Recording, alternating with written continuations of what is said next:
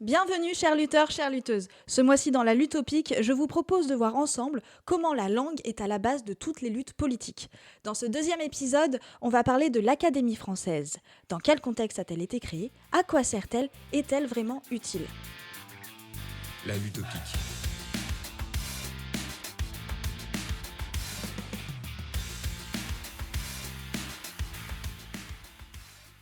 L'Académie française a été créée en 1635 par Richelieu.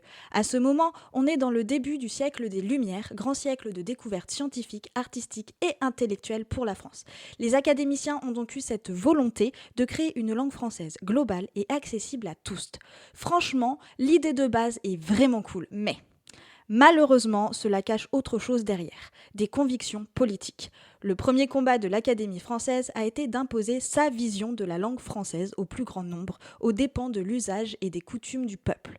C'est à cette période que les langues régionales commencent peu à peu à disparaître. Le deuxième problème, qui en est un majeur, est qu'il n'y a quasiment jamais eu et n'y a toujours pas de linguistes dans cette académie. On a donc face à nous une institution de la langue française et de la bien-pensance qui impose sa manière de parler, d'écrire, de lire, sans qu'aucune recherche scientifique sur l'évolution de notre langue ait été faite.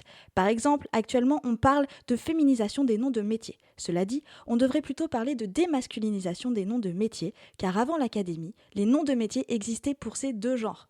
Ce combat de l'Académie continue encore aujourd'hui, puisqu'il est cher à leur cœur que des noms de métiers à haute responsabilité restent absolument seulement au masculin. Par exemple, si un jour nous avions une femme présidente, pour eux, il faudrait continuer à dire le président.